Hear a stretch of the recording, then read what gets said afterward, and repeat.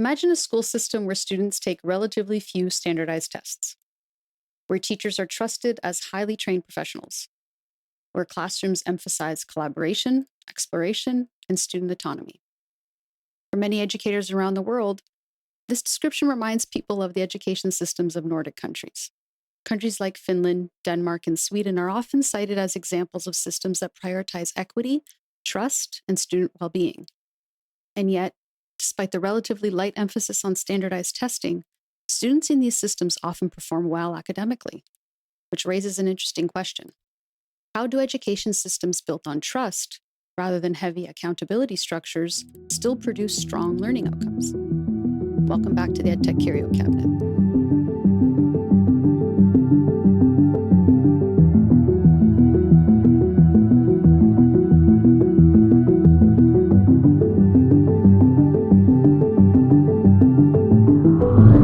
Hello again, I'm Christina, the Curio Steward. This season of the EdTech Curio Cabinet is exploring how different education systems around the world shape the way students learn.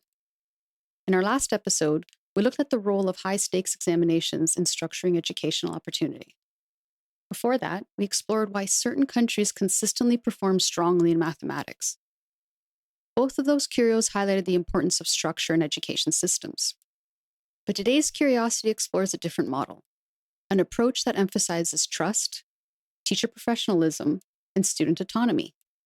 As always, we'll explore this curiosity through four lenses: the artifact, the system we're examining; the pattern, what history and comparison reveal; the paradox, the unexpected insight hiding inside the story; and the signal, what it might tell us about the future of education.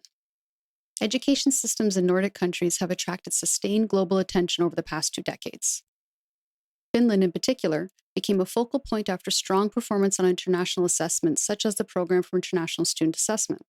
But what captured researchers' attention wasn't just the outcomes, it was the way those outcomes were achieved. Observers began to notice several distinctive features of the Finnish system. Teachers are highly trained and often hold advanced degrees. Students emphasize collaboration rather than competition, and standardized testing plays a relatively limited role, especially in early and middle years. So instead of frequent external assessments, teachers rely heavily on their own professional judgment to evaluate student progress. Education scholar Pasi Sahlberg described this approach in his book, Finnish Lessons, arguing that Finland's success reflects a broader philosophy, often referred to as trust-based accountability. In essence, these systems make a deliberate choice. They invest deeply in teacher preparation, and then they trust educators to make informed, professional decisions about how learning should unfold. And in my own experience working with Nordic institutions through digital ed, this philosophy isn't just theoretical, it's very visible in practice. There's a level of openness and collaboration that stands out almost immediately. Educators regularly share approaches with one another, not just within a single institution, but across regions and even across national borders. There's a willingness to engage with emerging research, to test ideas thoughtfully, and to refine practices collectively. So it's less about guarding what works and more about improving it together. If we step back historically, many education systems have oscillated between two broad approaches. One emphasizes centralized control, detailed curriculum standards, frequent standardized testing, tightly defined accountability structures. The other emphasizes professional autonomy, trusting educators to interpret curriculum, to adapt instruction, and to respond to the needs of their students in context. Nordic systems tend to lean strongly towards the second approach. Teachers are treated similarly to other highly trained professionals, just like doctors and engineers. They are expected to not just deliver content, but to exercise judgment. They diagnose learning needs. They adapt strategies. They make decisions in real time based on what they observe in their classrooms. And that trust is not casual. It's built on a foundation of rigorous preparation, selective entry into the profession, and ongoing professional development. In many ways, it reframes the role of the teacher. So they're not just an implementer of prescribed methods, but a practitioner of a complex, human-centered craft. This connects closely to something we explored in Season 2, in the role of the instructor in an AI world. In that episode, we examined how technology may increasingly automate certain aspects of teaching, things like grading, content generation, even elements of feedback. But systems like Finland's remind us of something essential. Teaching is not just a technical activity. It is a deeply human one, grounded in interpretation, empathy, and professional judgment. And those elements may become even more, not less, important as technology evolves. But this raises an interesting question. For many policymakers, standardized testing is seen as a necessary foundation for accountability. Without frequent measurement, how can systems ensure quality? How can they identify gaps, maintain standards, or compare outcomes across regions?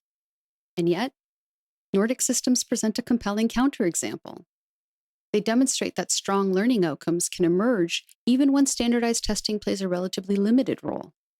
So where does accountability come from? In these systems, accountability is not removed, it is relocated.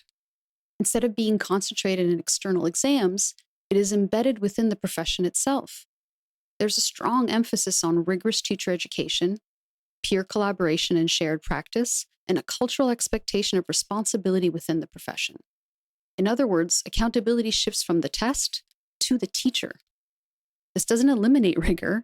If anything, it redefines it. Rigor becomes less about standardized measurement at scale and more about the quality of professional practice in each classroom. As education systems around the world grapple with new technologies and changing expectations, the Nordic model offers an important signal. Future systems may need to balance two powerful forces. On one hand, large-scale education systems require mechanisms for fairness, transparency, and comparability. On the other hand, effective teaching depends on professional expertise, contextual awareness, and the ability to make nuanced decisions in real time. Those forces don't necessarily align in a natural way. Standardization simplifies comparison. Professional judgment introduces variability.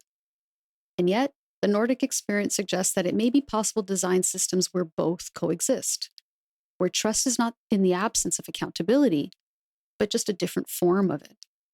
In my experience working with Nordic partners, this balance shows up in subtle but meaningful ways. There is comfort with experimentation, paired with a strong sense of responsibility. There is openness to new tools and ideas, paired with thoughtful consideration of their impact on learning. And perhaps more notably, there is a shared understanding that improving education is a collective effort, not a competitive one. Education systems reflect deeper beliefs about human capability. Do we assume that teachers must be closely monitored to ensure quality? Or do we assume that, with the right preparation, they can exercise professional expertise responsibly? Do we design systems that prioritize control or ones that cultivate trust? The Nordic experience suggests that trust, when paired with strong preparation and shared professional norms, can be a powerful foundation for learning, not because it removes accountability, but because it redefines where that accountability lives. Education technology evolves quickly. New tools, new capabilities, new possibilities emerging all the time. But the patterns of learning and the beliefs that shape them change much more slowly. That's why we keep the cabinet open. Thanks for exploring the EdTech Curio Cabinet.